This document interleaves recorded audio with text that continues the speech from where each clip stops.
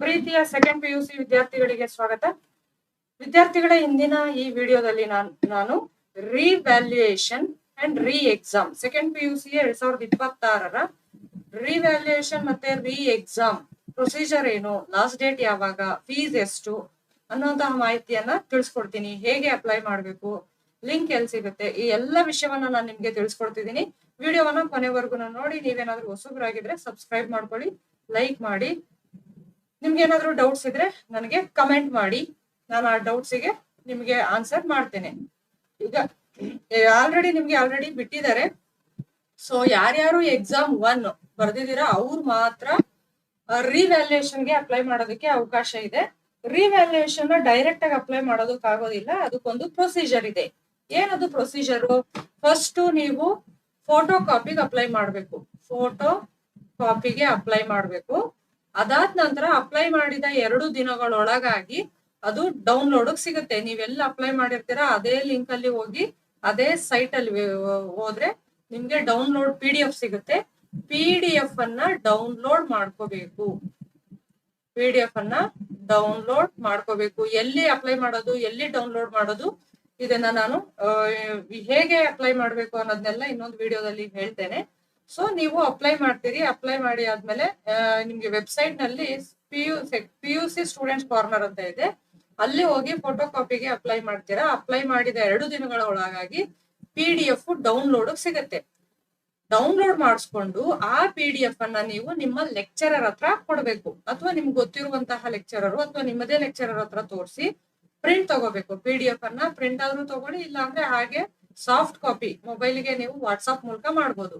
ನಿಮ್ಮ ಲೆಕ್ಚರರ್ಗೆ ವಾಟ್ಸ್ಆಪ್ ಮೂಲಕ ಕಳಿಸಿ ನೀವು ರಿಕ್ವೆಸ್ಟ್ ಮಾಡ್ಕೋಬಹುದು. ಸರ್, ನಾನು ಈ ತರ ಫೋಟೋ ಕಾಪಿಗೆ ಅಪ್ಲೈ ಮಾಡಿದ್ದೆ, ಇವಾಗ ಬಂದಿದೆ ಸರ್, ದಯವಿಟ್ಟು ಇದನ್ನ ನೋಡಿ ಚೆಕ್ ಮಾಡಿ ನಾನು ರಿವ್ಯಾಲ್ಯೂಯೇಷನ್ಗೆ ಅಪ್ಲೈ ಮಾಡಬಹುದಾ, ಮಾರ್ಕ್ಸ್ ಇಂಪ್ರೂವ್ಮೆಂಟ್ ಆಗುತ್ತಾ ಇಲ್ವಾ ನೋಡಿ ಹೇಳಿ ಸರ್ ಅಂತ ರಿಕ್ವೆಸ್ಟ್ ಮಾಡ್ಬೋದು. ಅವಾಗ ನಿಮ್ ಲೆಕ್ಚರರು ಅದನ್ನ ಕಣ್ಣಾಡಿಸಿ ನೋಡಿ, ಇದ್ರಲ್ಲಿ ನಿಮ್ಗೆ ಇನ್ನೂ 3 ಮಾರ್ಕ್ಸ್ ಬರ್ಬೇಕು, 5 ಮಾರ್ಕ್ಸ್ ಬರ್ಬೇಕು, ಬರುತ್ತೆ, ಅಪ್ಲೈ ಮಾಡಿ ಅಂತ ಅಂದ್ರೆ ಮಾಡಿ. ಇಲ್ಲ, ಇದು ಅಪ್ಲೈ ಮಾಡೋ ಅವಶ್ಯಕತೆ ಏನಿಲ್ಲ, ಕೊಟ್ಟಿರೋದು ಸರಿಯಾಗಿದೆ ಅಂತ ಅಂದ್ರೆ ಮಾಡಕ್ ಹೋಗ್ಬೇಡಿ. ಅಥವಾ ನಿಮ್ಗೆ ನೀವು ಒಂದ್ಸಲ ನೋಡ್ಬೋದು. ನೀವು ಒಂದ್ಸಲ ನೋಡ್ಬಿಟ್ಟು ಯಾವ್ದೋ ಒಂದು ಕ್ವೆಶನ್ಗೆ ಮಾರ್ಕ್ಸೇ ಕೊಟ್ಟಿರೋದಿಲ್ಲ, ಆತರ ಆಗುತ್ತೆ. ಮಾರ್ಕ್ಸ್ ಕೌಂಟಿಂಗ್ ಮಿಸ್ ಆಗಲ್ಲ ಸಾಮಾನ್ಯ, ಯಾಕೆಂದ್ರೆ 3 times 4 times ಟೋಟ್ಲಿಂಗ್ ಆಗುತ್ತೆ.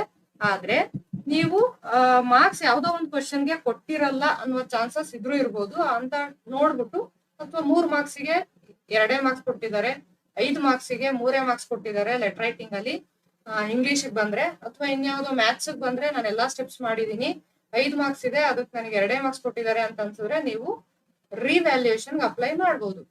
ಬನ್ನಿ ಇವಾಗ ಫೀಸ್ ಸ್ಟ್ರಕ್ಚರ್ ಏನು, ಯಾವಾಗ ಅಪ್ಲೈ ಮಾಡ್ಬೇಕು ಅನ್ನೋಂಥದ್ದನ್ನ ನೋಡೋಣ.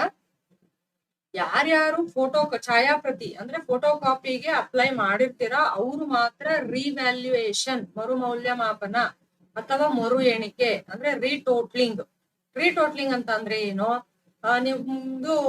ನೀವು ಫೋಟೋ ಕಾಪಿಗೆ ಅಪ್ಲೈ ಮಾಡಿರ್ತೀರಿ, ಬಂದಿದೆ, ಡೌನ್ಲೋಡ್ ಮಾಡ್ಕೊಂಡಿದೀರಾ, ಅದನ್ನ ನೋಡ್ತೀರಾ.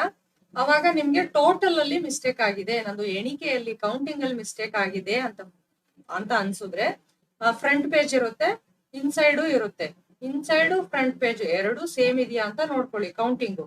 ಇಲ್ಲ ಕೌಂಟಿಂಗ್ ಅಲ್ಲಿ ಮಿಸ್ಟೇಕ್ ಆಗಿದೆ, ನನ್ಗೆ ಎಲ್ಲೋ 2-3 ಮಾರ್ಕ್ಸ್ ವ್ಯತ್ಯಾಸ ಆಗಿದೆ ಅಂತಂದ್ರೆ ನೀವು ರೀಟೋಟಲಿಂಗ್ ಅಥವಾ ಮರು ಎಣಿಕೆಗೆ ಅಪ್ಲೈ ಮಾಡಬಹುದು. ಅದಕ್ಕೆ ಯಾವುದೇ ಫೀಸು ಇಲ್ಲ.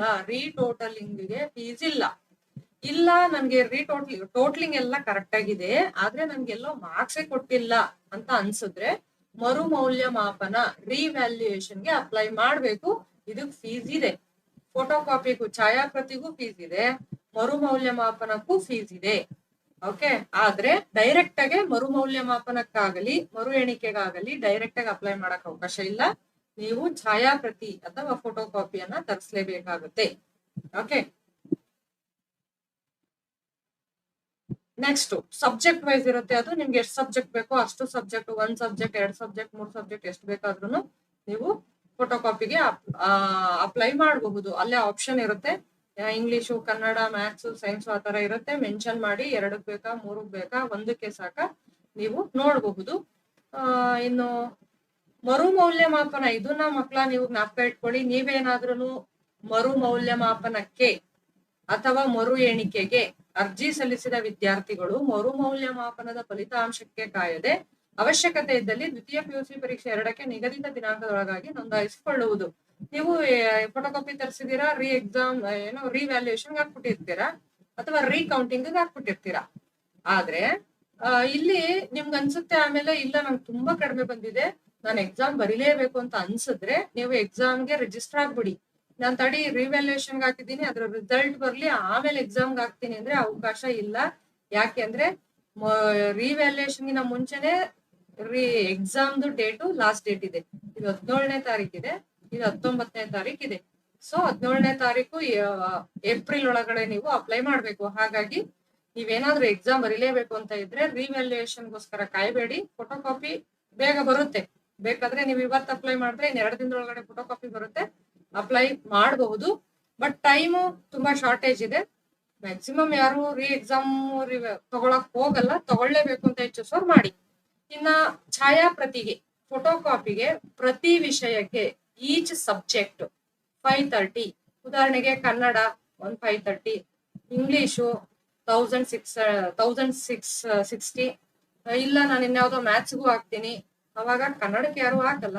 ಉದಾಹರಣೆಗೆ 3 ಸಬ್ಜೆಕ್ಟ್ ಹಾಕ್ತಿವಿ, ಇಲ್ಲ maths, English and chemistry and physics, ಇಷ್ಟಕ್ಕೆ ನಾನು ಈ 3ಕ್ಕೆ ಹಾಕ್ತೀನಿ, ಇಂಗ್ಲಿಷು ಕೆಮಿಸ್ಟ್ರಿ ಫಿಸಿಕ್ಸ್ ಹಾಕ್ತೀನಿ ಅಂತಂದ್ರೆ ಅವಾಗ 530 × 3 530 × 3 ಅಷ್ಟು ಅಮೌಂಟ್ ಅನ್ನ ನೀವು ಫೋಟೋಕಾಪಿಗೆ ಪೇ ಮಾಡ್ಬೇಕು. ಫೋಟೋಕಾಪಿ ಬರುತ್ತೆ 2 ದಿನದೊಳಗಾಗಿ. ಅವಾಗ ನೀವು ಲೆಕ್ಚರರ್ ತೋರಿಸ್ತೀರಾ, ಹಾಕ್ಬಹುದು, ಮಾರ್ಕ್ಸ್ ಬರುತ್ತೆ ಹಾಕು ಅಂತ ಅಂದ್ರೆ ನೀವು 3 ತರಿಸಿದೀವಿ 3 ಹಾಕ್ಲೇಬೇಕಾ? Not necessary. ಖಂಡಿತವಾಗ್ಲೂ 3 ಹಾಕ್ಲೇಬೇಕನ್ನೋ ಅವಶ್ಯಕತೆ ಇಲ್ಲ. 3 ತರಿಸಿದೀರಾ, ನನಗೆ ಯಾವ್ದೋ 2ರಲ್ಲಿ ಕೆಮಿಸ್ಟ್ರಿ ಫಿಸಿಕ್ಸ್ ಅಲ್ಲಿ ಮಾತ್ರ ನನ್ಗೆ ಕಡಿಮೆ ಬಂದಿದೆ, ಅವೆರಡನ್ನ ಮಾತ್ರ ರಿವ್ಯಾಲ್ಯೂಯೇಷನ್ ಹಾಕ್ತೀನಿ, ನಮ್ ಲೆಕ್ಚರರ್ ಹೇಳಿದ್ದಾರೆ ಅಂತ ಅಂದ್ರೆ 2ಅನ್ನೇ ಹಾಕ್ಬಹುದು. ಇಲ್ಲ ನಾನು ಫಿಸಿಕ್ಸ್ 1ಅನ್ನೇ ಹಾಕ್ತೀನಿ, ಅದೊಂದ್ರಲ್ಲೇ ನನಗೆ ಮಾರ್ಕ್ಸ್ ಬರೋದು, ಇವೆರಡು ಕರೆಕ್ಟ್ ಆಗಿದೆ ಅಂತ ಅನ್ಸಿದ್ರೆ ಒಂದೇ ಸಬ್ಜೆಕ್ಟ್ಗೆ ನೀವು ರಿವ್ಯಾಲ್ಯೂಯೇಷನ್ ಹಾಕಬಹುದು. ಸೊ ರಿವ್ಯಾಲ್ಯೂಯೇಷನ್ಗೆ ಮರುಮೌಲ್ಯಮಾಪನಕ್ಕೆ ಪ್ರತಿ ವಿಷಯಕ್ಕೆ ಒಂದು ಸಬ್ಜೆಕ್ಟ್ಗೆ 1670 rupees ಇದೆ, 1670. ಇಲ್ಲ 2 ಸಬ್ಜೆಕ್ಟ್ ಅನ್ನ ಹಾಕ್ತಿವಿ ಅಂದ್ರೆ ಪ್ಲಸ್ 1670 rupees. 3 ಸಬ್ಜೆಕ್ಟ್ ಹಾಕ್ತಿವಿ ಅಂದ್ರೆ ಪ್ಲಸ್ 1670 rupees. ಸೊ ಅಲ್ಲಿಗೆ ಎಷ್ಟಾಯ್ತು? ಇದು 530 × 3, ಇದು 1670 × 3. ಸೊ 1 ಸಬ್ಜೆಕ್ಟ್ಗೆ ಎಷ್ಟಾಗುತ್ತೆ? ಒಟ್ಟು ಫೋಟೋಕಾಪಿ ತರ್ಸೋದಕ್ಕೆ ರಿವ್ಯಾಲ್ಯೂಯೇಷನ್ ಹಾಕೋದಕ್ಕೆ ಒಂದು ಸಬ್ಜೆಕ್ಟಿಗೆ ನಿಮ್ಗೆ ಎಷ್ಟಾಗುತ್ತೆ ಅಂದ್ರೆ 2200 ರೂಪಾಯಿ ಆಗುತ್ತೆ. Okay, 1600, 2200 1 subject photocopy plus revaluation. ಗಮನ ಇಟ್ಕೊಂಡು ಹಾಕಿ. ಮತ್ತೆ ಇನ್ನೊಂದು ಮಕ್ಳ ಜ್ಞಾಪಕ ಇರ್ಲಿ, ಇದ್ರಲ್ಲಿ ನೀವು ರಿವ್ಯಾಲ್ಯೂಯೇಷನ್ ಹಾಕ್ಬಿಟ್ಟಿರ್ತೀರಾ, ಅದ್ರಲ್ಲಿ ನಿಮ್ದು ಮಾರ್ಕ್ಸ್ 1 ಅಥವಾ 2 ಅಥವಾ 3 ಜಾಸ್ತಿನಾದ್ರೂ ಆಗಬಹುದು ಅಥವಾ ಕಡಿಮೆನಾದ್ರೂ ಆಗಬಹುದು. ಜಾಸ್ತಿ ಆದ್ರೆ ಅದೇ ಮಾರ್ಕ್ಸು, ಕಡಿಮೆ ಆದ್ರೆ ಅಷ್ಟೇ ಮಾರ್ಕ್ಸು. ಉದಾಹರಣೆಗೆ ನಿಂದು 78 ಬಂದಿದೆ ಇಂಗ್ಲಿಷ್ ಅಲ್ಲಿ, ಅಥವಾ ಇದ್ರಲ್ಲಿ ನಿಂದು ಕರೆಕ್ಟ್ ಆಗಿ ಎಷ್ಟು ಬಂದಿರುತ್ತೆ ಮಾರ್ಕ್ಸು? 65 ಬಂದಿರುತ್ತೆ. ನೀನು ರಿವ್ಯಾಲ್ಯೂಯೇಷನ್ ಹಾಕಿದವಾಗ ನಿನ್ಗೆ +3 ಬಂದ್ರೆ 68 ಆಯ್ತು. ಅದೇ -3 ಬಂದ್ರೆ ಮೈನಸ್ ಬರಲ್ಲ, ಮ್ಯಾಕ್ಸಿಮಮ್ ಬರಲ್ಲ. ಅಕಸ್ಮಾತ್ ಬಂದ್ರೆ ಅವಾಗ 60 ಎಷ್ಟಾಯ್ತು? 62 ಆಯ್ತು. 62 ಅಷ್ಟೇ ರಿಟೈನ್ ಆಗುತ್ತೆ. ಫಸ್ಟ್ ಬಂದಿರತ್ತಲ್ಲ, ಫಸ್ಟ್ ರಿಸಲ್ಟ್ ಬಂದಾಗ ಆ ಮಾರ್ಕ್ಸ್ ರಿಟೈನ್ ಆಗಲ್ಲ, ಅದು ಜ್ಞಾಪಕ ಇರ್ಲಿ.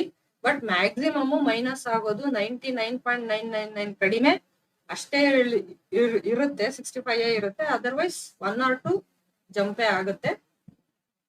ಇದುವರೆಗೂ ನಾವೇನ್ ಮೈನಸ್ ಆಗಿರೋದು ನೋಡಿಲ್ಲ. ಸರಿ, ಹಾಗಾದ್ರೆ ಡೇಟ್ ಗಳನ್ನ ನೋಡೋಣ.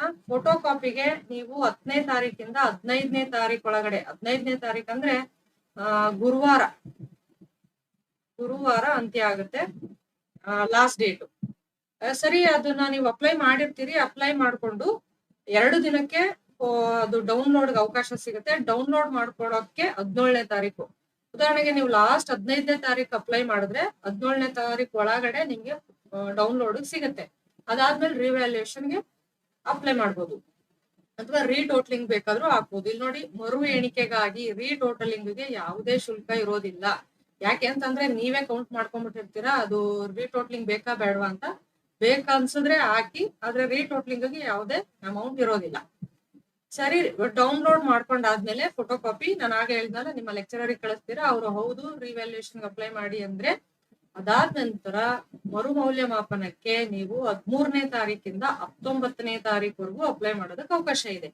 ಉದಾಹರಣೆ, ಲಾಸ್ಟ್ ಡೇಟ್ 15ನೇ ತಾರೀಕು ಯಾರೋ ಫೋಟೋ ಕಾಪಿಗೆ ಅಪ್ಲೈ ಮಾಡ್ತಾರೆ, 17ನೇ ತಾರೀಕು ಅವ್ರದ್ದು PDF ಬರುತ್ತೆ. ಅದನ್ನ ಅವತ್ತೇ ತೋರಿಸಿ ನಿಮ್ಮ ಟೀಚರ್ಸ್ಗೆ ಲೆಕ್ಚರರ್ಸ್ಗೆ ತೋರಿಸಿ, ಅದಾದ ನಂತರ ಅಪ್ಲೈ ಮಾಡೋದಕ್ಕೆ 19th ಅವಕಾಶ ಇರುತ್ತೆ. 19th ವರೆಗೂ ಅವಕಾಶ ಇರುತ್ತೆ. ನೀವು ಅವತ್ತೇ ಅಪ್ಲೈ ಮಾಡ್ಬೋದು, ನೆಕ್ಸ್ಟ್ ಡೇ ಮಾಡ್ಬೋದು, ಅಥವಾ 19th ಒಳಗಾಗಿ ಯಾವಾಗ ಬೇಕಾದ್ರೂ ರಿವ್ಯಾಲ್ಯೂಯೇಷನ್ ಅಪ್ಲೈ ಮಾಡ್ಬೋದು. ಸರಿ, ಇದು ರಿವ್ಯಾಲ್ಯೂಯೇಷನ್ ಕತೆ ಆಯ್ತು. ಈಗ ನೀವೇನಾದ್ರೂ ಇಲ್ಲ ನಾನು ರೀ ಎಕ್ಸಾಮೇ ತಗೋತೀನಿ, ನನ್ಗಿದ ಬೇಡ, ರೀ ಎಕ್ಸಾಮೇ ತಗೋತೀನಿ ಅನ್ನೋಂಥವ್ರು ಕೂಡ ರೀ ಎಕ್ಸಾಮ್ಗೂ ಕೂಡ ಮಾಡಬಹುದು. NC ಅವ್ರಾಗಿದ್ರೆ, ಯಾರಾದ್ರೂ ನೀವು ಫೇಲ್ ಆಗಿದ್ರೆ ಅಂತವ್ರು ಎಕ್ಸಾಮ್ 2 ತಗೋಬೇಕು ಅಂತ ಅಂದ್ರೆ ನೋ ಫೀಸು ಇಲ್ಲ. ಓಕೆ, ನೋ ಫೀಸು ಇಲ್ಲ. ಮತ್ತೆ ನಾನು ಇಂಪ್ರೂವ್ಮೆಂಟ್ ಬರಿತಾ ಇದ್ದೀನಿ, ಮಾರ್ಕ್ಸ್ ಇಂಪ್ರೂವ್ಮೆಂಟ್ ಬರಿತಾ ಇದ್ದೀನಿ ಅಂತ ಅಂದ್ರೆ, ನೀವು ಮಾರ್ಕ್ಸ್ ಇಂಪ್ರೂವ್ಮೆಂಟ್ ಬರೀತಿದ್ರೆ ಫಸ್ಟ್ ಒಂದು ಪೇಪರ್ಗೆ 175 rupees ಆಗುತ್ತೆ, 1 ಪೇಪರ್ಗೆ. ಇಲ್ಲ 2 ಪೇಪರ್ಸ್ ಅಂದ್ರೆ ಅದು ಪ್ಲಸ್ ಮಾಡ್ಕೊಂತ ಹೋಗಿ. ಇಲ್ಲ ನಾನು 4 ಪೇಪರ್ಸ್ ಬರಿತೀನಿ ಅಂದ್ರೆ 175 into 4, 175 into 4 ಮಾಡ್ಕೊಳ್ಳಿ. So that will be your amount. Okay, ರೀ ಎಕ್ಸಾಮ್ಗೆ. ಅಂಡ್ ರೀ ಎಕ್ಸಾಮು ಯಾವಾಗಿಂದ ಶುರುವಾಗುತ್ತೆ ಅಂತಂದ್ರೆ, ಅಪ್ಲಿಕೇಶನ್ ಹಾಕೋದಕ್ಕೆ ಆಲ್ರೆಡಿ ಶುರುವಾಗಿದೆ.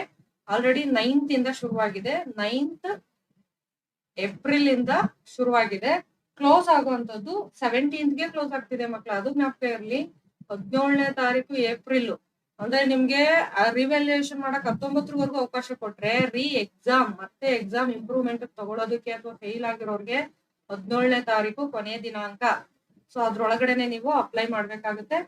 ಫೀಸ್ ಎಷ್ಟು ಅಂತ ಗೊತ್ತಾಯ್ತು, ಲಾಸ್ಟ್ ಡೇಟ್ ಗೊತ್ತಾಯ್ತು.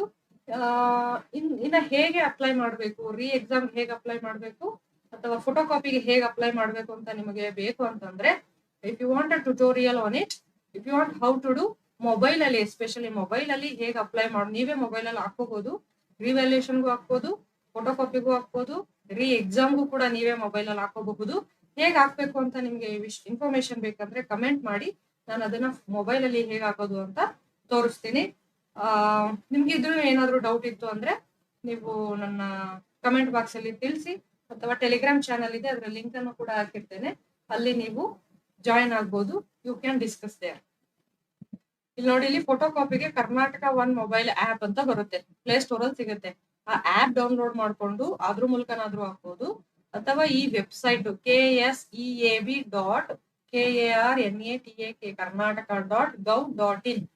ಈ ವೆಬ್ಸೈಟ್ ಅಲ್ಲಿ ಹೋಗಿ ಅಲ್ಲಿ ಸ್ಟೂಡೆಂಟ್ಸ್ ಕಾರ್ನರ್, ವಿದ್ಯಾರ್ಥಿ ಅಂಕಣ ಅಂತ ಬರುತ್ತೆ, PUC ಸ್ಟೂಡೆಂಟ್ಸ್ ಕಾರ್ನರ್ ಅಂತ ಬರುತ್ತೆ, ಅಥವಾ ಕರ್ನಾಟಕ 1 ಮೊಬೈಲ್ ಆಪ್, ಅದನ್ನು ಕೂಡ ಅದರಲ್ಲೂ ಕೂಡ ನೀವು ಫೋಟೋ ಕಾಪಿ, ರಿವ್ಯಾಲ್ಯೂಯೇಷನ್, ರೀಟೋಟ್ಲಿಂಗ್ಗೆ ಕರ್ನಾಟಕ ಮೊಬೈಲ್ ಆಪ್ ಅಲ್ಲಿ ಇಷ್ಟೇ ಹಾಕಕ್ಕಾಗೋದು. ರೀ ಎಕ್ಸಾಮ್ ಆಗಲ್ಲ, ರೀ ಎಕ್ಸಾಮು ಇಲ್ಲೇ ಹಾಕ್ಬೇಕು. ಈ ಒಂದು ವೆಬ್ಸೈಟ್ ಹೋದ್ರೆ ಅಲ್ಲಿ ಸ್ಟೂಡೆಂಟ್ಸ್ ಕಾರ್ನರ್ ಅಲ್ಲಿ ಲಿಂಕ್ ಕೊಟ್ಟಿರ್ತಾರೆ, ಎಕ್ಸಾಮ್ ಟು ಲಿಂಕ್ ಅಂತ, ಆ ಲಿಂಕ್ ಮೂಲಕ ನೀವು ಅಪ್ಲೈ ಮಾಡ್ಬೋದಾಗಿರುತ್ತೆ. So thank you for watching. ಒಳ್ಳೇದಾಗ್ಲಿ, ಒಳ್ಳೊಳ್ಳೆ ಮಾರ್ಕ್ಸ್ ಬರ್ಲಿ, ಎಲ್ರಿಗೂ ಒಳ್ಳೇದಾಗ್ಲಿ. All the best.